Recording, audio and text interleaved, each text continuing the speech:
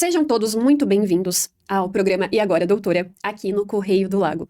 Eu sou a Aline Ketlin, sou advogada. Estou aqui para trazer alguns esclarecimentos, orientações e tirar a sua dúvida sobre temas jurídicos do seu dia a dia e que pode ser que você não tenha conhecimento. O tema de hoje é algo que acontece na vida de todo mundo, ninguém quer falar sobre e só procura o advogado quando o problema já existe. Do que é que eu estou falando? Partilha de bens, inventário, divórcio, usufruto, doação. E ao final, eu vou dar uma dica que vale ouro para você que pensa já em organizar o seu patrimônio. Primeiramente, as pessoas confundem muito o que é herança, divisão por herança, que é a sucessão, da divisão do divórcio. Vamos começar. No casamento, quando há um casamento em si, ou uma união estável, quando a pessoa se divorcia, quando ela se separa, o que determina a divisão de bens é o regime de casamento. Quais são os mais tradicionais regimes de casamento aqui no Brasil?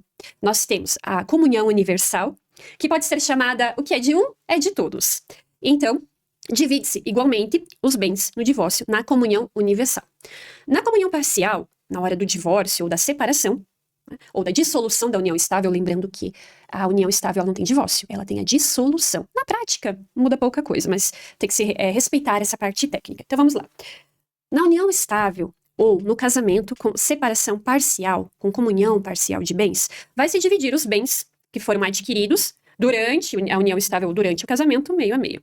Aquilo que foi obtido antes da união estável, antes do casamento, na comunhão parcial, não entra nessa divisão.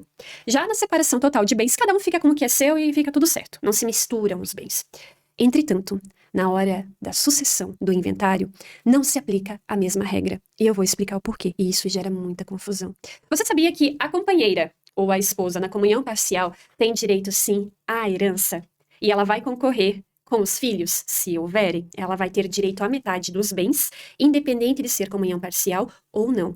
E mais, vamos dizer que o marido, o companheiro, faleceu.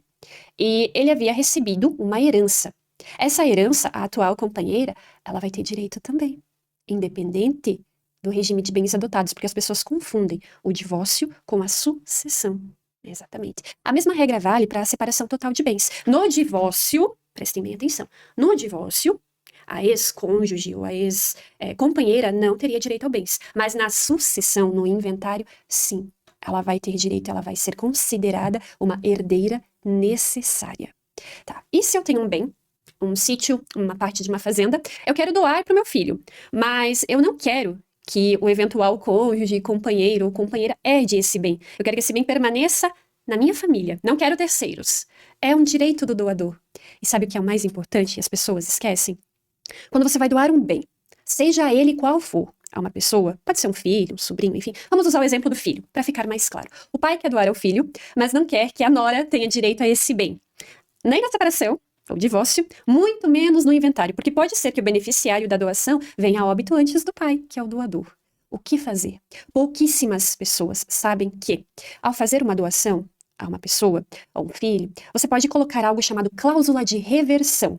O que é essa cláusula de reversão e por que ela é tão importante? Guarde essa informação. A cláusula de reversão na doação determina que, caso o beneficiário, a pessoa que recebeu o bem, venha a falecer antes, no caso da pessoa que doou, esse bem volta para a família e não vai ser objeto nem de inventário, nem de divórcio, ele volta, ele reverte a quem doou.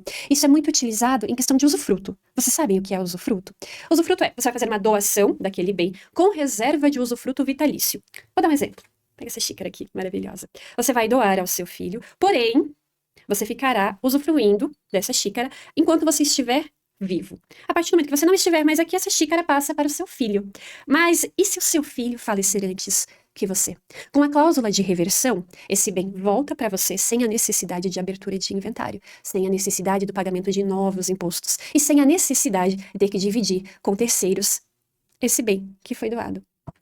Essa dica vale muito e vai evitar muito problema para você. Mas tem algo importante também que eu tenho que dizer aqui, ainda sobre o usufruto. O que é isso? Se você fizer um usufruto ao seu filho e ele for menor de idade, vamos voltar ao exemplo, eu tenho essa xícara, eu quero doar, eu já quero deixar tudo no nome do meu filho, porque se eu não estiver mais aqui, o que é dele já está no nome dele, não vai precisar de inventário, na teoria é maravilhoso. Entretanto, você já pensou se você resolver vender a propriedade que você colocou em usufruto vitalício ao seu filho menor de idade? Vai poder vender? Vai poder arrendar? E agora, doutora? Olha só como esse tema é extremamente importante. E eu não vejo ninguém falando disso, mas você que está aqui no Correio do Lago vai se lembrar dessa informação. Se você doa um imóvel, pode ser uma casa, uma chácara, um sítio ou mesmo uma fazenda, para o seu filho. Você coloca o nome dele, faz a cláusula de reversão, faz usufruto com reserva, faz a doação com reserva de usufruto vitalício e surge uma oportunidade de venda. Mas a propriedade já está no nome do seu filho, que é menor de idade. Você vai administrar sim. Você vai poder vender? Não tão fácil. Por que não tão fácil? Para você poder vender qualquer bem que esteja em nome de um menor de idade, você vai precisar de autorização judicial. Ah, mas ele é menor de idade, eu represento. Mas você colocou aquele bem, você doou para o seu filho menor de idade, colocou a reserva de usufruto, mas você não pode vender no nome dele. Aí você precisa entrar na justiça, solicitar uma autorização judicial para vender. Nesse pedido vai ser ouvido o Ministério Público, que vai sempre prezar pelo melhor interesse daquele menor que é incapaz. E pode ser que o juiz ou o promotor não concorde com a venda.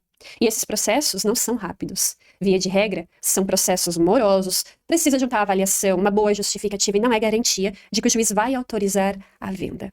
Então, quando você for fazer um usufruto, uma doação, colocar tudo em nome dos seus filhos, preste muita atenção. A cláusula de revogação, a qual eu falei anteriormente, ela serve para caso de óbito do beneficiário.